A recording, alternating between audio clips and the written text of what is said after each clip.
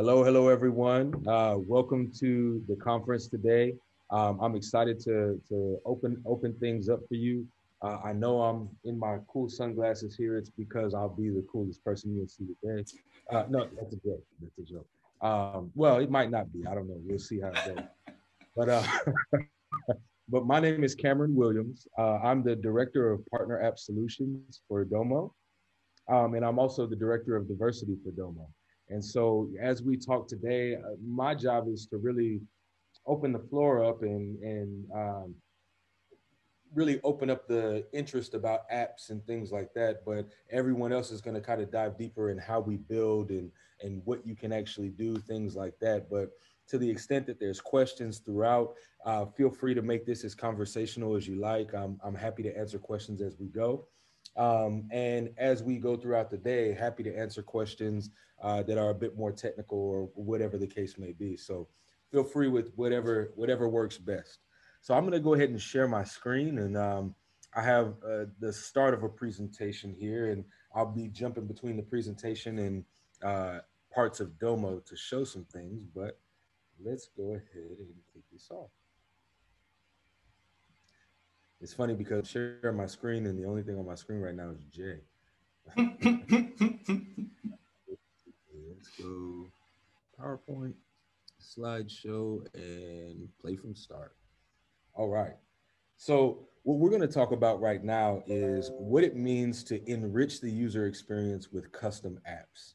And, for the most part, we'll be talking about the Domo Enterprise app, but we'll talk about some of the nuances there and how apps are largely confused in a lot of ways. And so we'll debunk some of the confusion.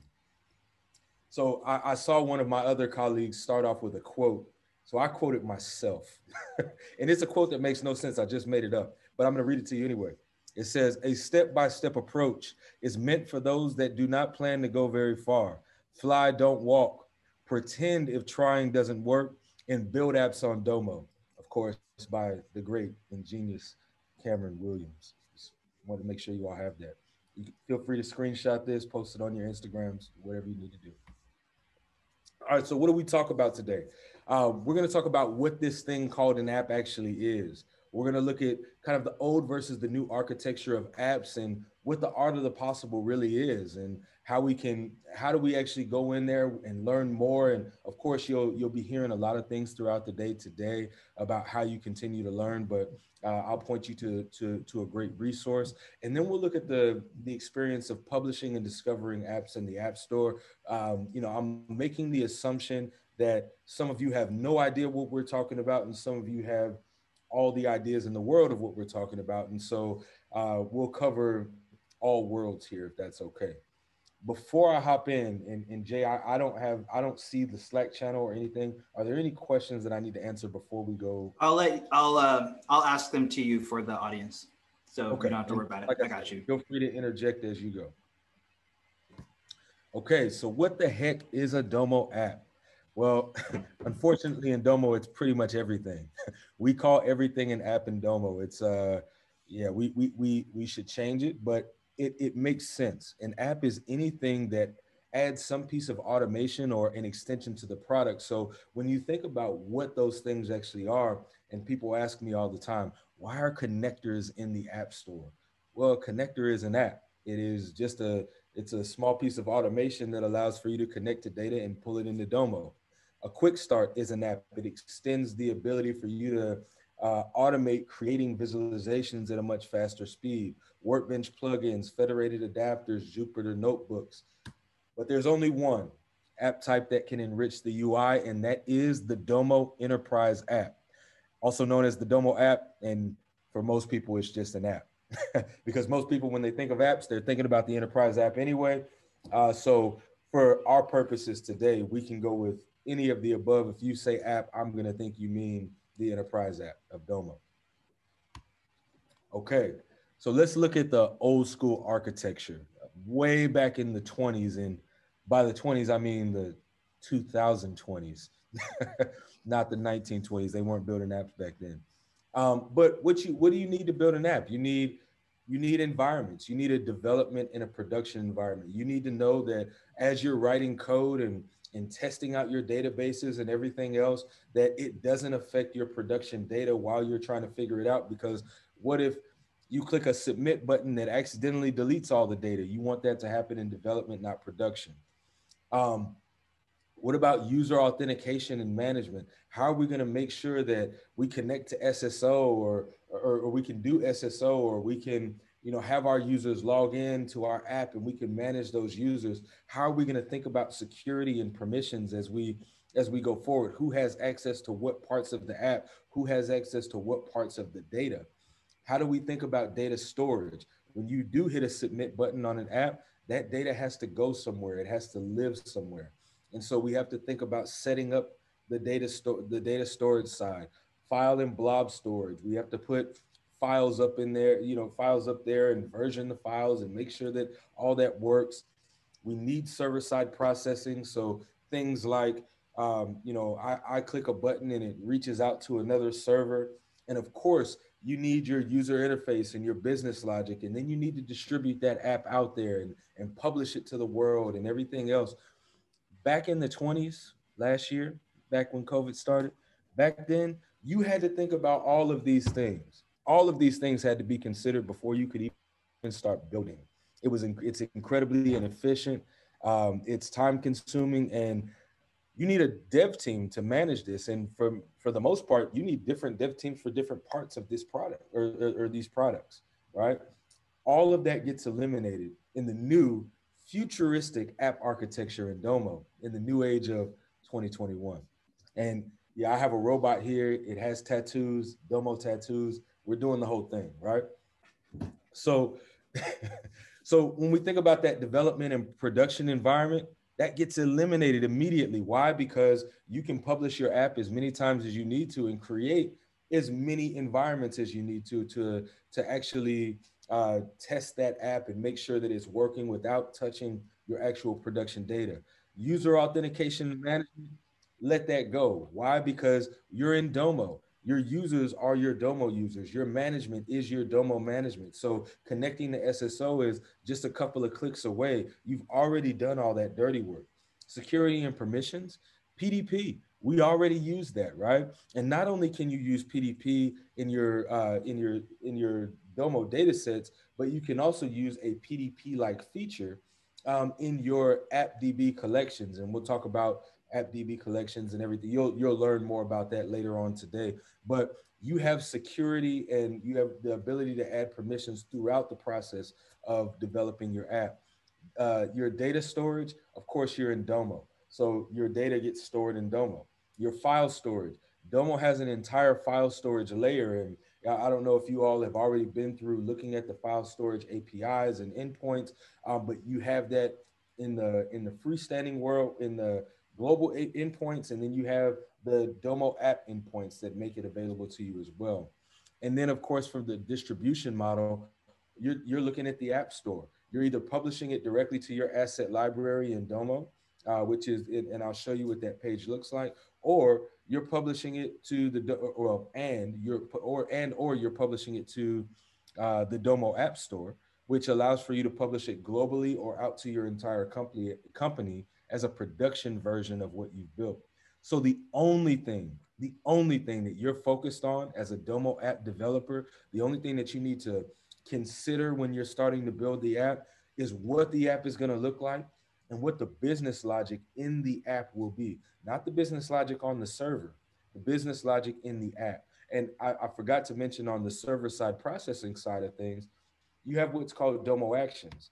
And so there's this slide that we have here that presents to you all of these things that you have available to you in the Domo app architecture. So you never have to worry about all the stuff that you need to do, including whether or not you can deploy it on a mobile device and how it's going to be viewed and rendered on mobile. You get all of that all packaged together in the Domo app platform to build an enterprise app to be as efficient as possible, to extend your visualizations and enrich your user experiences in Domo. And so when we talk about extending user experiences, what do we really mean? Well, we're saying anything that makes it easier for your user to interact with your data, to interact with with you as the organization, or whatever the case may be. Or maybe you have, some report that you need to do that has to look exactly like the PDF that it always looked like once before. You can build an app for that. Maybe you need to, um, you know edit some data and make sure that a data set updates based on a button click on a page. You can build an app for that. There's just about any use case that you can think of. A Domo app is going to suffice, because not only can you build the interactions inside of Domo, but you also can use Domo Actions, which you see over here, in order for you to be able to reach out to third-party services, to be able to do some really cool architecture and manage the username and passwords to those other services securely inside of the Domo framework without hard coding that into your app or onto some server-side code. So you kind of have everything you need in a development package right here as a Domo app. And not only from a development perspective, but again, if you just want to have your own custom chart type or your own, project manager or whatever it is, you can use Domo apps for that. So before I go any further, and I know I'm going a little bit quick here, does anyone have any questions before I hop in a little deeper? I have tons of questions. Okay. But I'm gonna let other people ask first. Anyone? I'm not seeing anything in Slack. I'm not seeing anything in Q&A or chat, so I think we're good. Can you talk a little bit about Domo Actions and like a couple, like one or two kind of examples of where we might want to do something with Domo Actions? Yeah, so a Domo action, you can think of it as like a serverless function, right? So if you're familiar with the AWS architecture or GCP, AWS, they use what's called Lambda functions, and it allows for you to just have a super tiny container that you can write code into, or publish code into, and it will just run for anywhere from a half a second to 9 minutes, right? And it'll just run that little single functionality and return you back a result. On GCP, same thing. Instead of Lambda functions on GCP, it's called Cloud Functions, right? And you have the same thing on Azure and so on. So this is Domo's version of that. Yeah. It functions exactly like a Domo connector. So why is a connector powerful? When you use the Facebook connector, what do you add? You add your Facebook credentials, your username and password. But guess what? Domo doesn't see that. Your other users don't see that. It is an account that gets set up with your username and password. So those Domo actions, particularly when they're reaching out to third-party services, you can set up the service accounts or the username and passwords or whatever it is for those Domo actions and put those securely in as credentials without hard coding it into your app, and then allow for that little container to run for your half a second to 9 minutes and return the result back to your app. So you have so it's basically giving you like a small server that can do functionality for you without you having to stand it up and pay for it on your own. And in terms of developing that, the Domo Actions, you were saying is kind of part of that the Connect IDE. Is that right? That is correct. So the Domo action would be found in the connector IDE, and you have more than just the Domo action. You also have the Domo Web API action, where you can create your own RESTful APIs that exist inside of Domo. Domo Web API? Yes, yes. I feel like that's new. Am I crazy? It's not new. It's just not well known. Okay. Not well known. So it functions exactly like a Domo action. It just allows for you to create that RESTful API that anyone can interact with as long as they have the credentials. So from in or outside of Domo. Okay. So for that, you can think IoT use cases. Ooh, fancy. Yeah.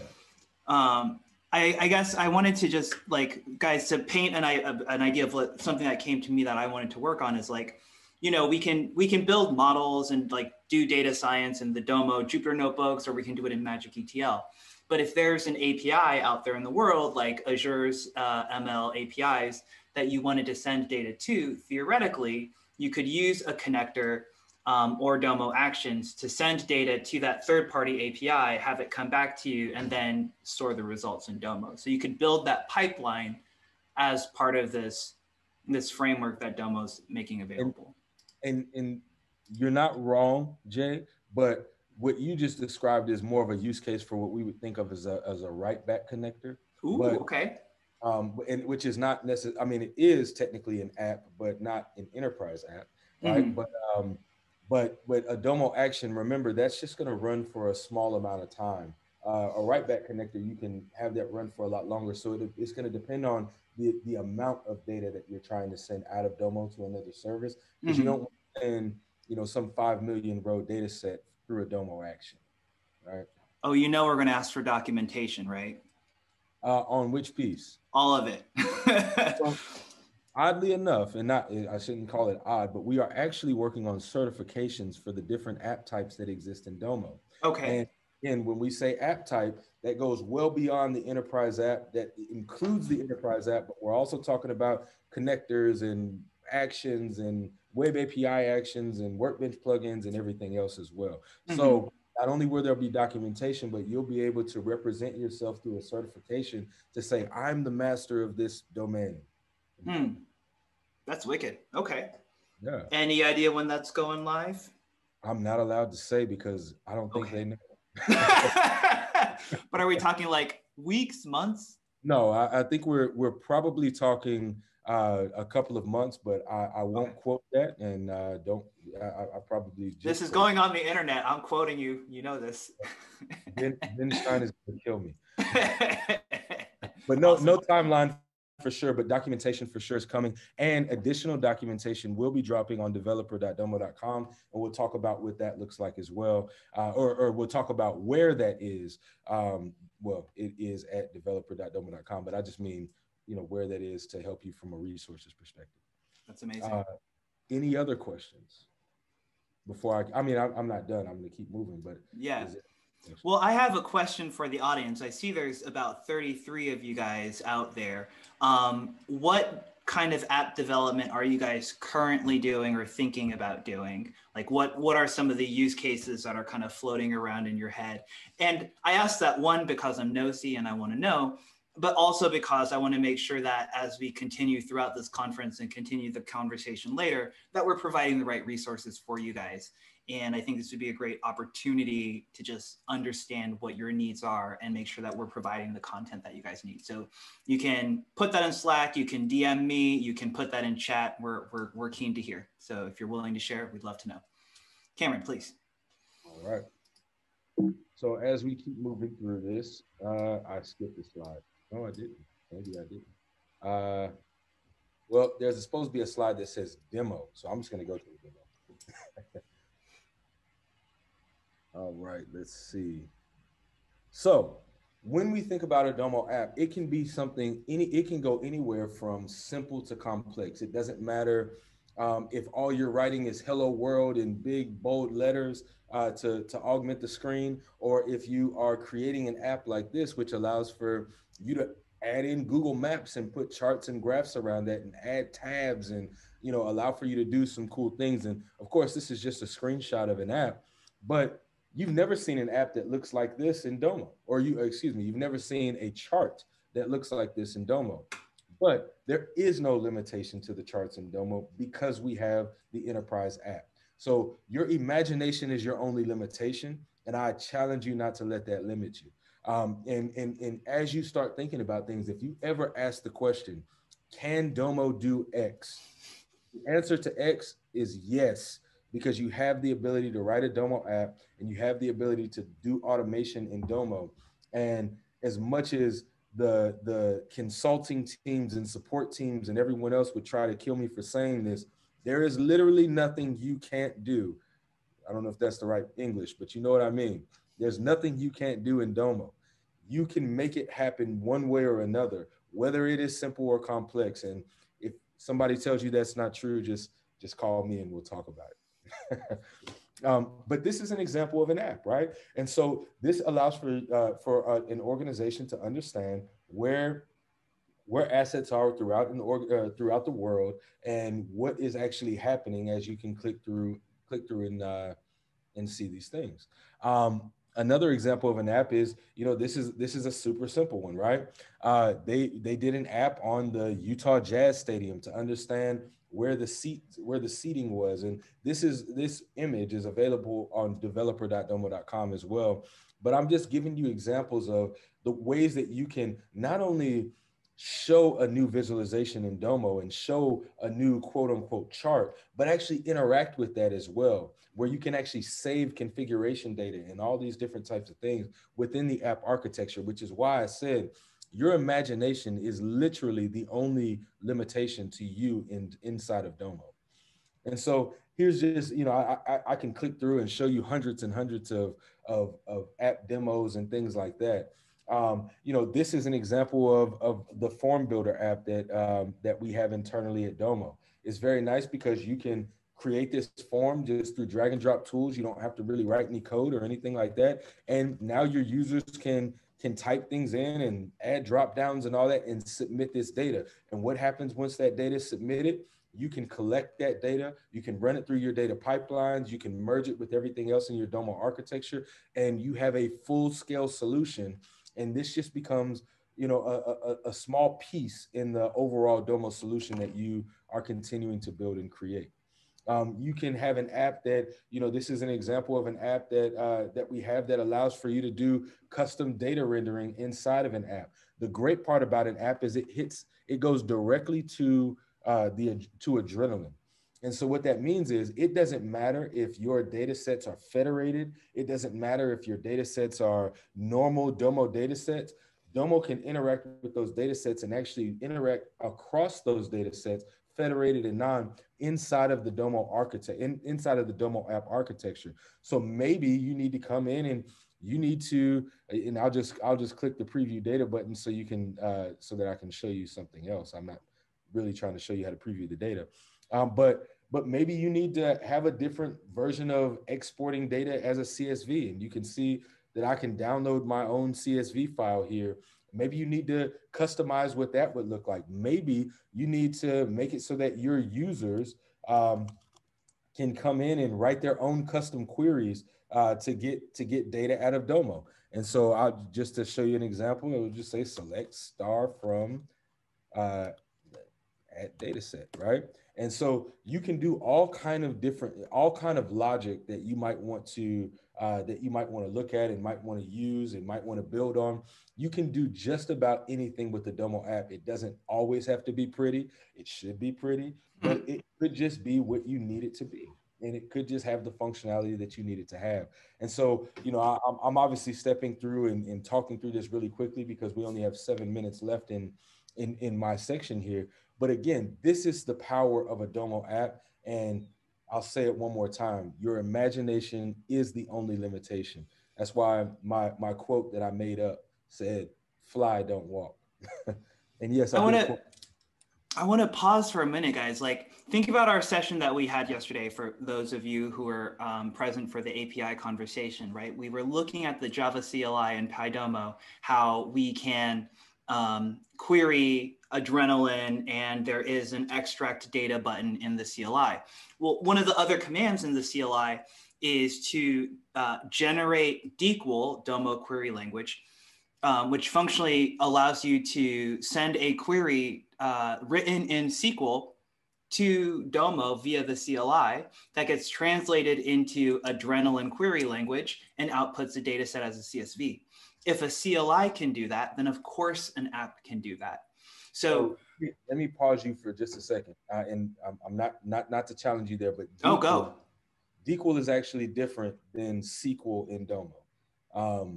DQL is kind of like a JSON, like you can pass in like a JSON object, and that will render a query for you. But you can also pass in pure SQL and have that be parsed and iterated so that it can pull back data from Domo as well. But those are two distinctly different things, DQL and SQL. So we have a SQL API? Yes, we do. So inside of Domo apps, you have the SQL API, you have the DQL API where you can pass in actual DQL. You also have the endpoint where you can add query strings to the end of it so that you're not writing code at all, but you can put, what columns you want and what aggregations you want, and you can do it in a codeless manner. Mind blown. Okay, we do have a couple people who responded to my question, what are you trying to do in Domo? So do we have time to hit those, Cameron? We do. We have 4 minutes in my section, but yes. You have a little bit of okay. Let me let you finish up, and then we'll go to those questions. No other real content. It's really just the further learning is to go to developer.domo.com, and I was just going to show what that page looks like and what you can get from there. That shows you all the different APIs that you can get and how you work with AppDB and how you work with the file storage API and all of that. And last thing is the publisher experience. We don't necessarily have to go through that, but everybody knows where the App Store is. You can search for apps in the App Store, and you can also publish apps to the App Store if you have the proper credentials, which is to be an app publisher in Domo, which means you would have to talk to me anyhow. But I'll let Jay ask the questions so that we can hop on that really quick. I'm sending a quick email to my panelists. So Ryan asks if it would theoretically be possible to build an app to replace many copy Excel template activities. So I guess they have a template and they're collating that data and then loading it into Domo. Could we build a simple app that has like user inputs that collects that data? Absolutely, yes. I know that's a short answer. I was like, form builder. Yeah. Yeah. So, form builder, there's a ton of ways that you can go about that, and you can use any type of, there's JavaScript libraries out there that you can use that would, with one line of code, you can have that functionality, right? Probably 4 lines of code, but yes, you can, there's some really simple ways to access that type of functionality for sure. Yeah, Ryan, we're going to do a session, the last session of the day. We're going to walk through using Create React App plus Domo to build a little form that accepts user input.